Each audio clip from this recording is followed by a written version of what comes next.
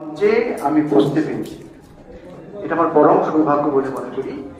এই অনুষ্ঠানের সভাপতি, যশোরা বিদ্যাসাগর মানব বিকাশ কেন্দ্রের সভাপতি সহ বিশিষ্ট গুণীজন, এদের পাশে প্রত্যেকটি ডক্টরের লেখা আছে, একজন তো ডাক্তারবাবু আছেন, এদের প্রত্যেককে আমার আন্তরিক শ্রদ্ধা।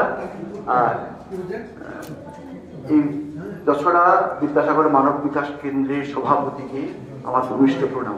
আপনারা যারা সামনে আছেন, আপনাদের যথাস্থানে আমার শ্রদ্ধা নমস্কার জানিয়ে দু এক কথা বলবো। নিখিলেশ বাবু যা বললেন ও বলার আমার ক্ষমতা নেই, পরিসংখ্যানের ব্যাপার, স্যার বসে আছেন, কান মুলে দেবেন। আমি বলবো যে প্রাচীন আমাদের শিক্ষা ব্যবস্থা কিরকম ছিল, স্বাধীনতার পর কিরকম হলো, এখন কি সমস্যা, কি করে আমি সেটা সমাধান করতে পারি। একবারে আপনারা সবাই জানেন, আমাদের আগে যে প্রাচীন ভারতের শিক্ষা, তারপর সেইটা ছিল আশ্রমিক শিক্ষা। আশ্রম মানে একবারে উপবনের পাশে থাকতো সেরকম নয়, গৃহস্থরও হতো, কিন্তু গুরুগৃহেতে গিয়ে ছাত্রকে থাকতে হতো। তিনটে পদ্ধতিতে শিখতে হতো। কি কি?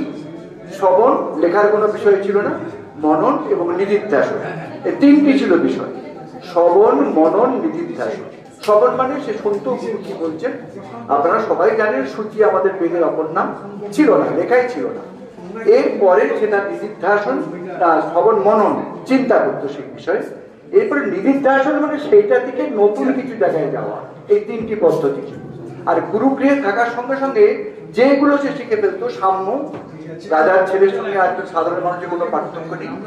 শ্রম, কায়িক পরিশ্রমের কোনো ঘৃণা করার বিষয় নয়, শুধু মস্তিষ্কে শ্রম করবো, কায়িক শ্রমের কোনো মূল্য নেই এটা নয়, শিখে ফেলতো। এবং সমভাবে ভাগ করে খাওয়াটা শিখে নিত। আর গুরুর প্রতি শ্রদ্ধা করতে শিখতো। এবং সব থেকে বড় কথা সেখানে শিখতো সে ব্রহ্মচর্য, আত্মসংযম, এগুলি শিখত। এটা সম্ভব নয়, পরবর্তী যুগ পাল্টেছে। আমি আজ থেকে 2500-3000 বছর আগের কথা বলছি, এখন কিন্তু এটা কখনোই সম্ভব নয়। এবার আমি চলে আসবো একবারে আমাদের এই দাসপুর থানার কথা। আপনারা যারা একটু একটু পড়াশোনা করেন তারা নিশ্চয়ই জানেন, 1835-36 খ্রিস্টাব্দে অ্যাডাম সাহেব একটা রিপোর্ট দিয়েছিলেন তৎকালীন শিক্ষা ব্যবস্থা সম্পর্কে। তাতে আমাদের দাসপুর থানা ছিল না, তখন কলমিজোড় থানা ছিল। এই কলমিজোড় থানাতে কটি স্কুল ছিল সেই সম্পর্কে একটা রিপোর্ট আছে, শুনুন। তাতে ছিল আমাদের এখানে বাংলা স্কুল 121টি এবং ফার্সি স্কুল ছিল 5টি।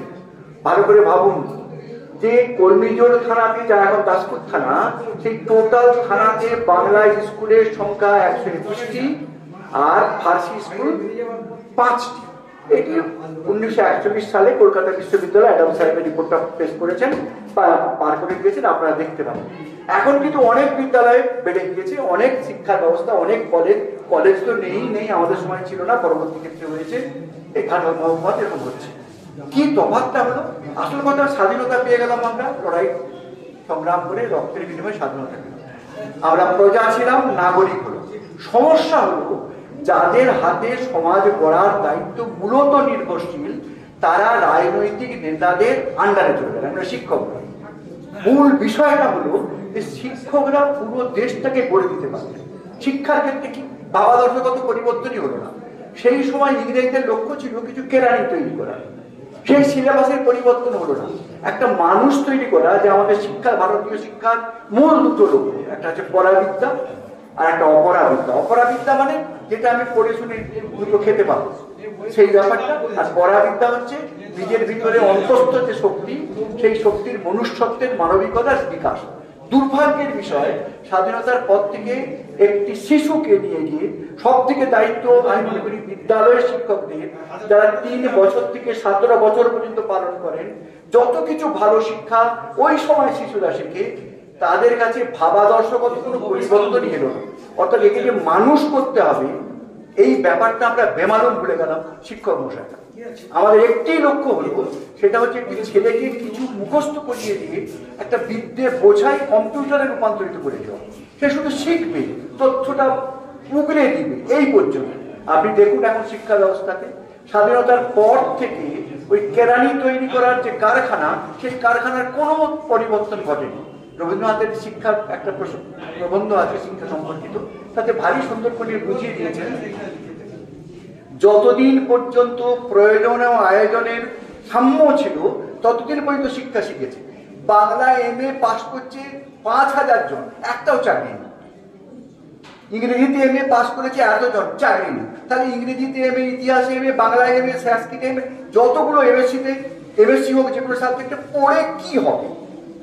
এই যে আমরা এখন শুনছি মাস্টারদেরকে শ্রদ্ধা করে না, স্কুলে ছাত্র আসতে চায় না, অন্যতম কারণ একটা ছেলে আসবার আগেই বুঝে যাচ্ছে। আপনি স্কুলে চলুন, আমাদের স্কুলকে আমি দেখাবো, এক একটা স্কুলে 2টি মাত্র ছেলে, বাকি বাদ সব মেয়ে। আশ্চর্য, ছেলেগুলো কোথায় হারিয়েছে? তারা কিন্তু বুঝে নিয়েছে এই লেখাপড়া করে কিছু হবে না। তাহলে মূলত বিষয়, যারা সব থেকে বেশি সোচ্চার হওয়ার কথা শিক্ষক মশাইরা, হচ্ছে কি, আমরা বেতনভোগী কর্মচারীতে রূপান্তরিত হয়ে গেছি। শুধু বেতনটা পেলেই হলো।